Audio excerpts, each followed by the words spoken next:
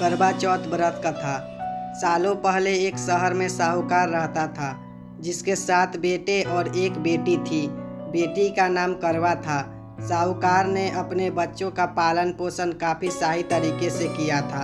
सभी भाई अपनी इकलौती बहन को बहुत मानते और उस पर अपनी जान छिड़कते थे। उन्होंने उसकी शादी एक अमीर साहूकार के साथ एकदम सही तरीके से की। एक दिन करवा ससुराल से अपने मायके आई। सभी भाइयों ने उसका जोरदार स्वागत किया।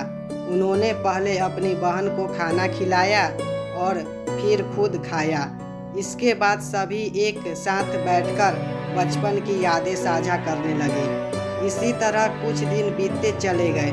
एक दिन शाम को जब करवा के सातों भाई अपने काम से घर लौटे तो उन्होंने देखा कि उनकी बहन काफ़ी उदास होकर बाहर बैठी थी।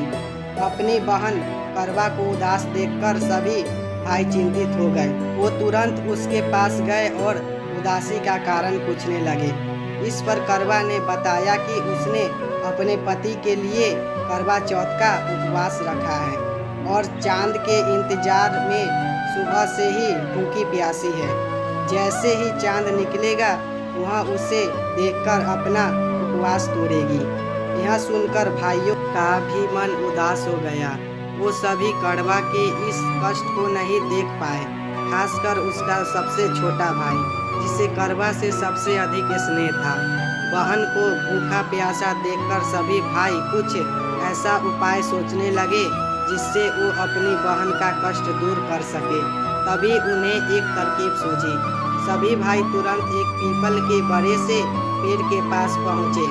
उनमें से सबसे छोटा भाई एक जलता हुआ दीपक लेकर उस पेड़ पर चढ़ गया और उसे एक छलनी में रखकर वहीं छोड़ दिया। इसके बाद पूरे गांव में हल्ला हो गया कि चांद निकल आया। करवा भी उस जलते दीपक को चांद समझ बैठी और जल्दी से पूजा पूरी कर अपना उपवास खत्म करने के लिए बैठ गई। जैसे ही उसने खाने का पहला निवाला उठाया, उसकी नज़र भोजन में पड़े बाल पर पड़ी। उसने तुरंत उस निवाले को अपने प्लेट से निकालकर दूसरे तरफ रख दिया। इसके बाद उसने दूसरा निवाला अपने मुंह में डाला, तभी उसके दांत में एक कंकड़ आ फंसा। उसने झटपट उस निवाले को भी प्लेट से हटा दिया। इसके बाद उसने तीसरा निवाला अपने मुंह में रखा कि तभी उसे एक बुरी खबर मिली। करवा को पता चला कि उसके पति की मृत्यु हो गई। यह सुनते ही करवा पूरी तरह से टूट गई और जोर जोर से रोने लगी। कुछ समय बीतने के बाद उसे अपने पति के मृत्यु की सच्चाई का पता चला। उसे जानकारी मिली कि उसके भाइयों के कारण उसने दीपक को चांद समझ लिया था और अपना उपवास खत्म किया था। इस वजह से देवता नाराज हो गए और उसके पति को मृत्यु दंड की सजा सुनाई। सच्चाई का पता चलने के बाद करवा ने अपने पति का अंतिम संस्कार नहीं करने का प्रण लिया। देखते देखते 1 साल बीत गए। करवा अपने पति के मृत शरीर के पास ही बैठी रही। वह रोजाना अपने पति के शव को साफ करती और वहां उगने वाली घासों को भी हटाती रहती थी। 1 साल के बाद फिर से करवा चौथ का पर्व आया। हमेशा की तरह सभी महिलाएं इस व्रत को करने के लिए एक साथ जुटी। उसमें उसकी 7 भाभी भी थी। शाम के समय पूजा समाप्त करने के बाद जब करवा की सभी भाभी उसके पास पहुंची तो उन्होंने करवा को आशीर्वाद मांगने को कहा। इस पर करवा ने सभी से एक एक करके अपने पति को जीवित करने का वरदान मांगा। करवा की यह मांग उसकी भाभी पूरी नहीं कर सकती थी। उन्होंने करवा को समझाया भी, लेकिन वह नहीं मानी। फिर उसकी एक भाभी ने बताया कि उसके छोटे भाई के वजह से ही ऐसा हुआ है, तो उसकी छोटी भाभी ही इस स्थिति को ठीक कर सकती है।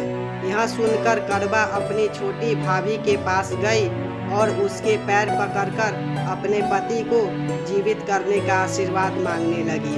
पहले तो उसकी छोटी भाभी ने बहुत टाला, लेकिन अंत में उसकी छोटी भाभी ने अपनी तर्जनी उंगली को काटकर उसमें से अमृत की एक बूंद कड़वा के मृत पति के ऊपर डाल दी। जैसे ही अमृत की बूंद उसके ऊपर गिरी वह जिंदा हो गया और जय श्री गणेश के नारे लगाने पड़े। इस घटना के बाद से ऐसी मान्यता है कि करवा चौथ का व्रत करने से गौरी शंकर खुश होते हैं और महिलाओं के सुहाग की रक्षा का वरदान देते हैं।